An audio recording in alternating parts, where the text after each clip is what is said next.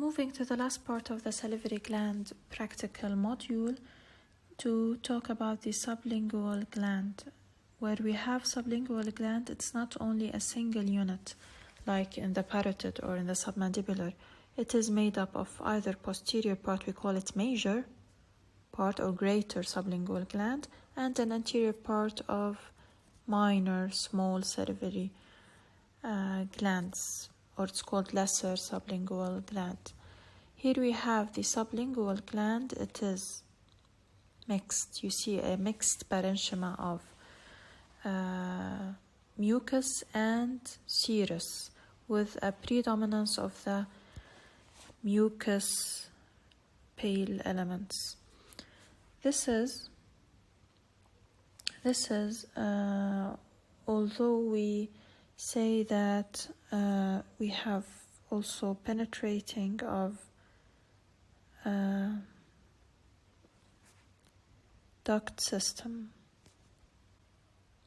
In the sublingual gland, the duct system is much less developed than the other major glands, and we have striated ducts are absent.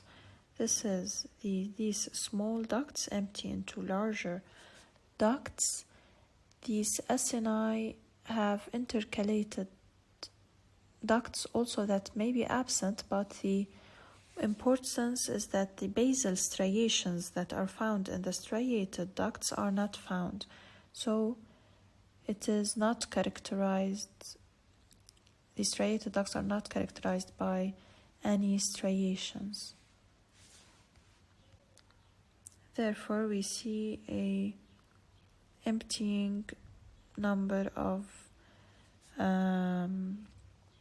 large ducts that drain into a main big duct, as you can see. Here we have independently through many smaller ducts. They open directly into the overlying mucosa, and the small duct system lacks any striations. Therefore, we don't need active transport. We don't have this transfer of the saliva towards hypotonic saliva. The duct system in the sublingual gland. Therefore, the saliva that is produced or released is called a sodium-rich saliva. So they have collecting ducts, but the intercalated and the striated ducts are generally very few in number. This is also the part of the major sublingual gland with multiple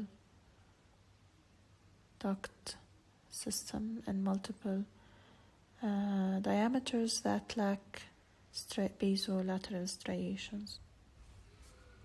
Again, smaller emptying into larger duct system. You can see the mucus the mucus core and the serous demilunes around. The sublingual gland, although it is a predominantly mucus, we have the serous acini, the dark-stained serous acini, and the pale-staining mucus acini, and the demilunes, as in other structures. But sometimes we say there's evidence that the serous cells are immature mucus cells. The histological structures are identical more to mucous minor salivary glands. In the sublingual portion, we have also the minor salivary glands that empty into the sublingual fold. To have finished, these are all collectively called minor salivary glands and classified by their anatomical location into buccal, labial, palatal, palatoglossal, lingual.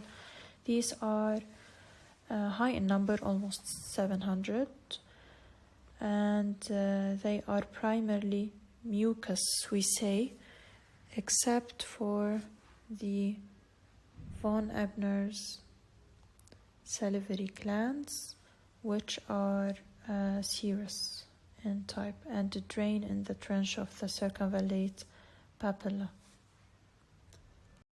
The labial and the lingual, the labial and the buccal glands are sometimes considered mixed type because they have less mucus components, because they are close to the outside dry surface of the oral cavity. The palatoglossal glands are located in the region of the pharyngeal isthmus, most posteriorly. Here we go. And the anterior lingual glands that are here embedded in the near the ventral surface of the tongue, and they have all short duct system near the lingual frenum. So mostly the final saliva that is released is isotonic and rich in sodium. Here is a section from the hard palate where we see posteriorly we have many glands, minor salivary glands in the submucosa. These have collecting ducts, remember, but they don't have intercalated and striated ducts. They will empty directly outside the oral mucosa. You see a collection of mucus acini. Here's a section from the side of the tongue where we have the taste buds.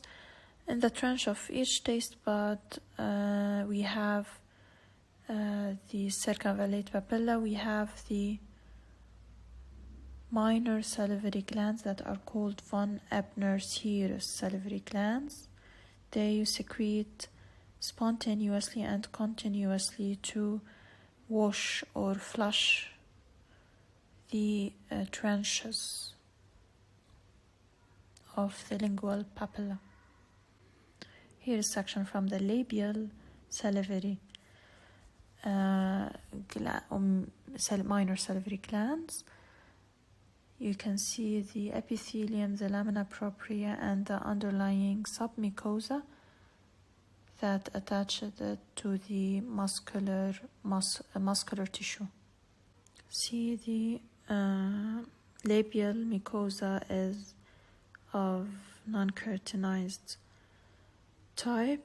Each of these minor salivary glands have a collecting duct system that empties on the outer surface.